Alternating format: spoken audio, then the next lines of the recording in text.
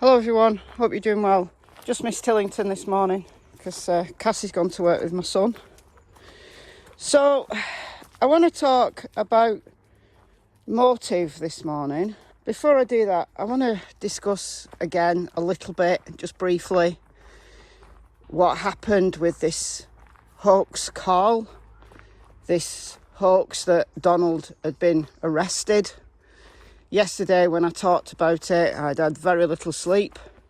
I've had more time to think about it, to digest it, and obviously read your comments. Oh boy, have there been a lot of comments. There's been so many live streams, there's so many different viewpoints, but one of the things that a lot of people have asked me is, how do you know it's a hoax? And did Candus know about it? That I think people are able to accept that Donald faked this for whatever reason, but did Candus know?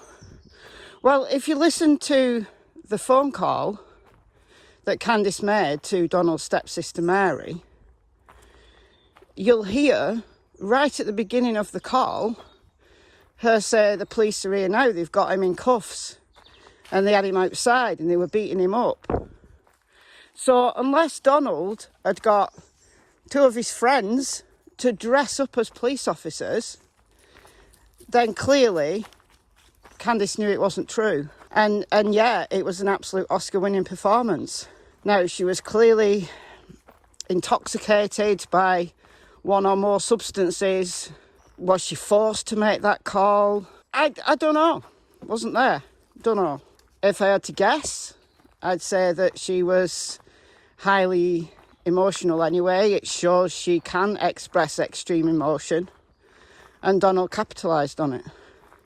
Now, I've heard numerous people say that there was an altercation there on Ben Hill Road. Maybe that's true, and Donald spied his chance and knew that would spread, so he then made up a story about fake arrest. I don't know. I'll tell you this way.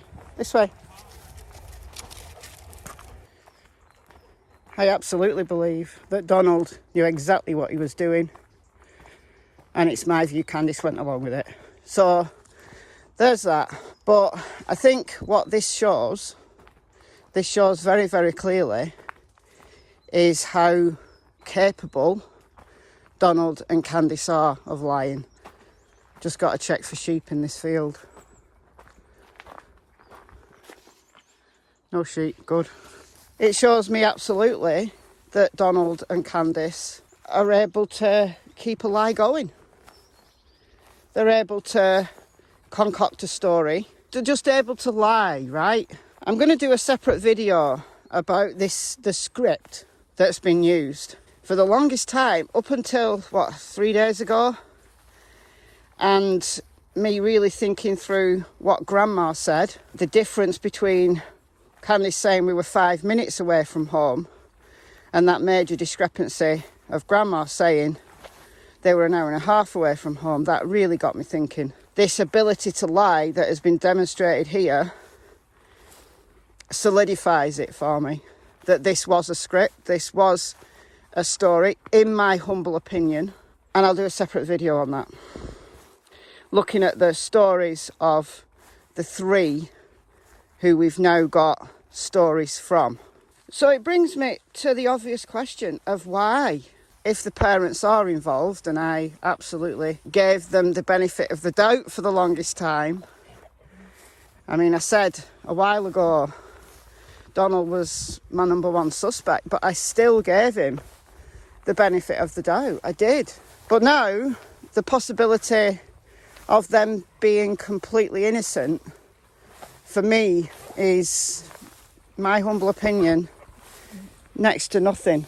Possible, yes. Probable, no. Quite frankly, no. I don't think so. If they are innocent, well, they've been their own worst enemies, haven't they? Because they certainly haven't behaved like grieving parents. And yes, I do know what it's like to be a grieving parent. Don't come back at me with that one. Let's assume that Donald and Candus are involved. They've got guilty knowledge. What's the motive? It's the number one theory for a lot of people. I see this in my comments, that there was an accident of some kind, either at the swimming hole or at home, and Candus and Grandma panicked. Unfortunately, she was deceased, and instead of doing a decent thing, they didn't ring 911 and have their daughter laid to rest. They panicked and they covered it up. You know, there's so many places that Summer could have been hidden. So many places. Probably many of which are known only to people local to that area. If nobody talks ever, she may never be recovered, and that's really, really sad. I do think the TBI are getting all the ducks in a row. I don't think Don and Candus are criminal masterminds. I think they made mistakes. Given it took a year to arrest Barry Morphew, I think a similar situation could happen. I've talked about this in previous videos. I gave Donald a massive benefit of the doubt for a long time and said maybe he doesn't know anything about this. This was Candus. But I don't think he'd cover up for Candus. He's shown very clearly how narcissistic he is, that how self-absorbed he is, and I don't think he'd do that.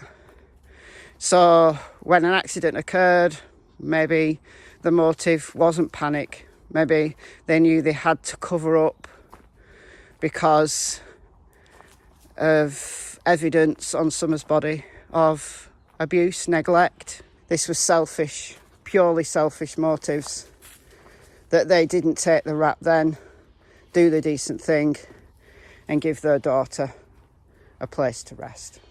But I've always said this wasn't a malicious killing, just wanted Summer gone and they decided to murder her. I've always said that doesn't sit well with me. I still believe that. However, I made a video, I don't know, 2 weeks ago maybe, and I posed a scenario. They didn't mean to kill Summer, but it was an altercation between Donald and Candus that Summer got in the middle of. It's on the table. And again, that would be, all of these possible scenarios are in the accident category. But what's the other option here? Lots of people have speculated from day one that Donald sold Summer. I don't think she's been kidnapped by a Mexican cartel. I think that's another story concocted by Donald because he thinks it's funny, quite frankly. I wouldn't put anything past him for financial gain. Things that have been coming out about Donald, that Donald wanted to put out some kind of fake confession for money, to get money. No doubt Donald would say, well, that was all just a joke. You know, that was just some other prank. But you know what? It brings up a case that a lot of people in my comments are mentioning, and that is the case of Shannon Matthews. Got to check for vehicles along here. Oh, that stinks. Go on. One of my earliest videos on the Summer Wells disappearance, I talked about the case of Shannon Matthews. Not a lot of people were watching my Summer Wells videos then, so I'll forgive you that you missed it. But in case you're not familiar with the case, here's a quick synopsis. And for people who say, Michelle, you're not even in America, why don't you talk about crimes in your country? I do. I absolutely do. Go on.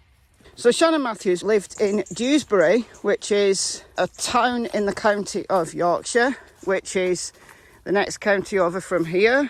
You can't see it, kind of foggy and misty this morning. My county is separated by Shannon's county by the Pennine Hills. So it was a case that absolutely shocked Britain. She disappeared. She didn't come home from school. I believe that it was the biggest search effort that the West Yorkshire Police had ever done at the time. I think that's true. It was massive, but the shocking thing was, around 3 weeks later, Shannon was found in the property of Shannon's mother, Karen, Karen's boyfriend's uncle. This was an abduction that was planned by Karen Matthews and her close confidants to get reward money. It was, a few months after the Madeleine McCann disappearance. These people, Karen Matthews, etc., weren't criminal masterminds. They were living with multiple kids, poor situation. They absolutely did not think things through. It was never going to work. But the plan was to keep Shannon hidden, and she was drugged to keep her quiet. You know, she was a scared little girl. She mustn't have known what the hell was going on. And the motive was money. They thought that they were going to be able to keep Shannon hidden to the I don't know, a point where the reward fund was high enough, and then Shannon was going to be found. What are you doing? Go on.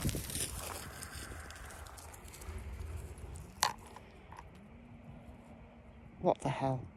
Now, at the time when I talked about the Shannon Matthews case, I was doing it with a positive mindset of Don and Candus. My overarching kind of thing I wanted to get across was sometimes the most improbable things happen. I was favouring the abduction hypothesis at the time. But now I'm looking at the Shannon Matthews case and side-eyeing Don and Candus. Have they done something similar to what Karen Matthews did? I'm looking at their interviews. I'm looking at everything with different eyes. And potentially drawing different conclusions. I join the people who have said to me in my comments, Michelle, look into the Shannon Matthews case. I know very well. I know a lot about the Shannon Matthews case. And yeah, have they? Is it possible that they have? If they have, it's one of the better outcomes, because it means Summer's alive. Where she is, who knows? So yeah, I hope the motive was money. And Don and Candus have done something really stupid to try to fake an abduction. There is definitely the possibility now, for me, my personal opinion only, that regardless of the specifics, there was a financial motive behind this. I honestly think this is something that the TBI also think is a possibility. But of course the TBI will have the phone data back now. They'll have evidence. So Don, Candus, if you ever watch this video, do the decent thing. Come clean. Let Summer come home. Plead guilty to the nonsense. Let all this be over, Donald, for the daughter that loved you more than anyone else in the world. I don't believe that for a second. But that's what you say, isn't it, Donald? So I'm using your words. But guys, please tell me what you think in the comments below. I've been Michelle. Hope you're doing well. See you in the next video, and goodbye from Miss Tillington, and Cassie will be back tomorrow. Bye guys.